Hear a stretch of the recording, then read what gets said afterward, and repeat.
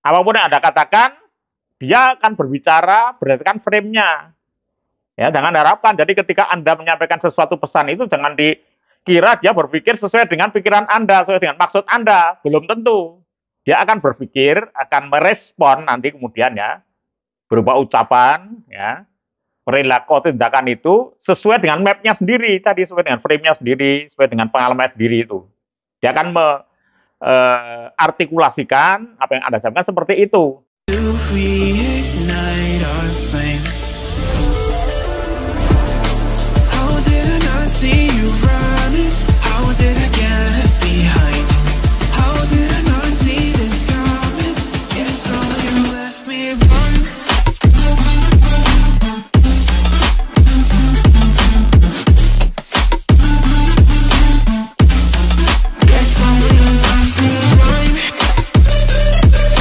Assalamualaikum warahmatullahi wabarakatuh.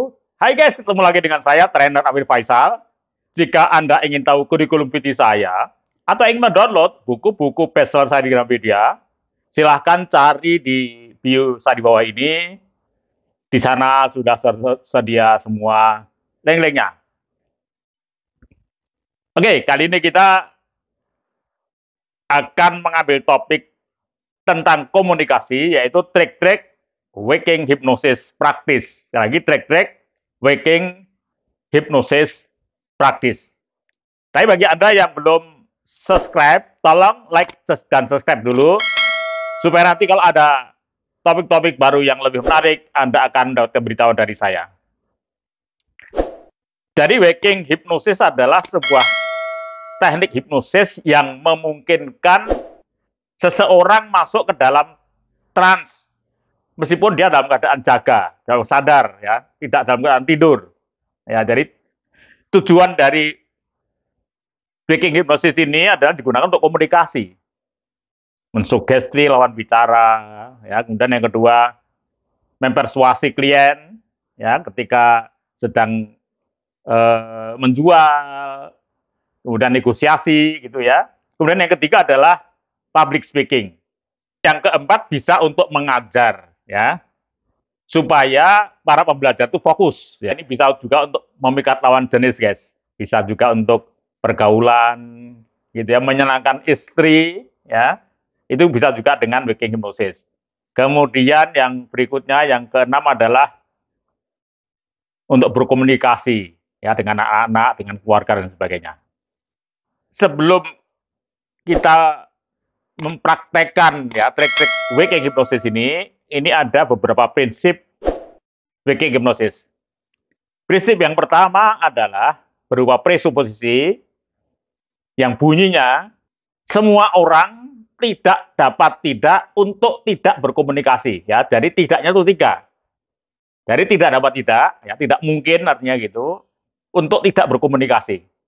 Ya, sehingga ini bagi Anda yang mungkin agak misalnya sungkan gitu ya, segan pada orang untuk berbicara, jangan khawatir guys. Jadi orang itu senang ya diajak berkomunikasi. Kemudian sebaliknya, komunikasi yang tidak cerdas itu bisa jadi bumerang guys. Ya, bisa jadi berantem, stres dan sebagainya. Ya, contohnya di media sosial ini kan banyak sekali contoh-contoh sebuah komunikasi yang tidak cerdas, ya, akhirnya malah berantem, akhirnya malah kalau Anda seorang bisnis itu hindari sekali ya pertengkaran di medsos karena itu akan mengurangi pelanggan Anda. Kemudian yang ketiga, komunikasi efektif itu dipengaruhi oleh who dan what. Maksudnya adalah orang tetap akan melihat siapa yang bicara. Dari untuk melihat apa yang dibicarakan, siapa yang bicara. Misalnya bicara tentang suatu hal yang ilmiah, orang akan melihat yang bicara profesor atau bukan. Kalau bukan, berarti ya orang akan setengah-setengah mendengarkan. Contohnya ya, orang melihat dari siapa yang bicara dan melihat apa yang dibicarakan itu melihat siapa yang berbicara. Nah, kemudian yang keempat adalah prinsip yang keempat dari waking hypnosis, komunikasi efektif bersifat simetris dan komplementer. Ya, jadi simetrisnya seperti tadi ya. Jadi orang harus sesuai levelnya, ya, makomnya gitu ya. Kita harus level. Jadi kalau misalnya Anda mengirim orang ke perusahaan, ketemunya owner, itu yang Anda kirim harus owner. Ya. Kalau Anda mengirim ke perusahaan lain, ya, klien itu hal yang teknis, maka yang dikirim adalah manajer teknis. Nah, itu juga di sana juga akan yang menerima adalah manajer teknis. Itu jadi ada simetris gitu ya. Kemudian yang selain simetris juga komplementer. Komplementer itu saling mengisi. Ya, jadi kebutuhan dari sana itu bisa Anda penuhi, itu ya. Kebutuhan Anda juga bisa mereka penuhi. Ini prinsip yang keempat. Kemudian yang kelima gitu ya. Prinsip komunikasi itu melibatkan komunikasi verbal, berarti apa yang kita ucapkan, seperti saya ini verbal, kemudian non verbal. Nah, non verbal ini yang sulit, guys. Ini sulit tapi menentukan. Jadi ketika kita komunikasi dengan orang, itu kita harus melihat kira-kira orang itu suasana dia seperti apa. Orang itu sifatnya seperti apa, gitu ya. Nah, ini harus kita pahami dulu. Itu sangat berpengaruh terhadap efektivitas sebuah komunikasi. Nah, ini kalau Anda ingin detail tentang ini sudah saya buatkan videonya juga, bagaimana cara mengkalibrasi klien Anda. Ya, ketika Anda mau ketemu dengan seseorang, pejabat, ataukah juga mungkin pimpinan perusahaan, atau mungkin siapa saja gitu, maka Anda melakukan kalibrasi dulu terhadap calon komunikan Anda itu. Nah, itu sudah saya siapkan di TOT NLP ke-28 ya, di TOT NLP yang ke-28 mengkalibrasi klien.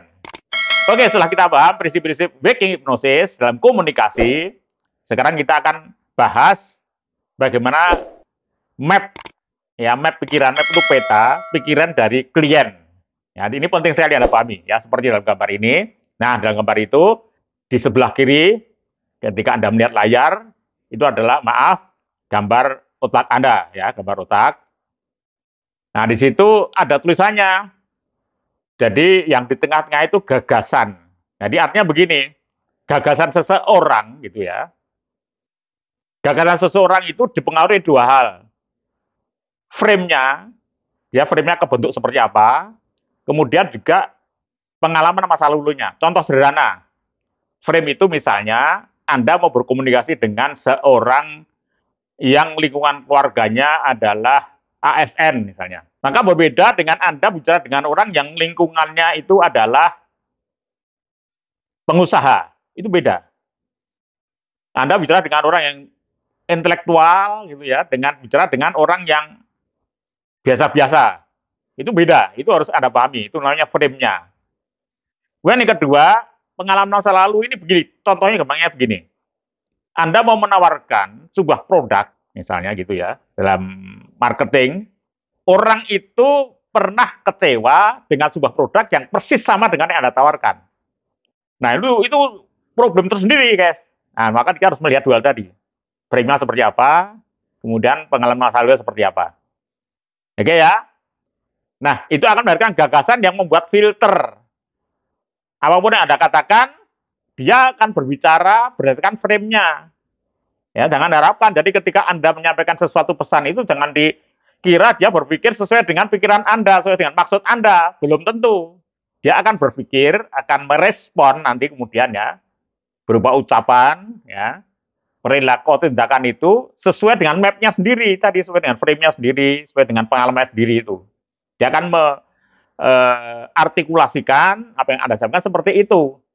Nah, ini penting sekali, guys ya. Jadi, nah, teman sekalian, untuk menguasai ini, saya sudah siapkan e-course-nya.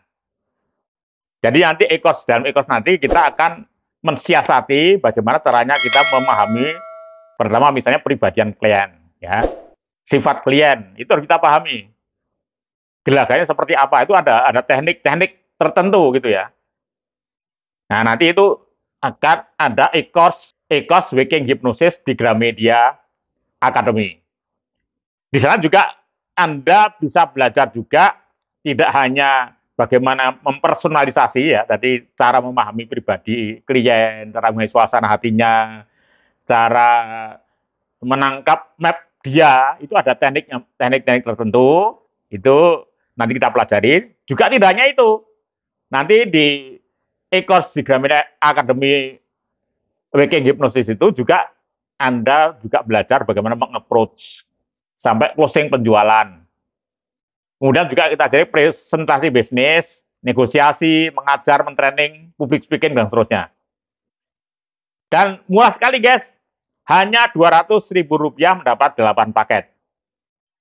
Kemudian nanti juga ada bukunya, juga Waking Hypnosis, tapi tidak termasuk yang 200.000 itu.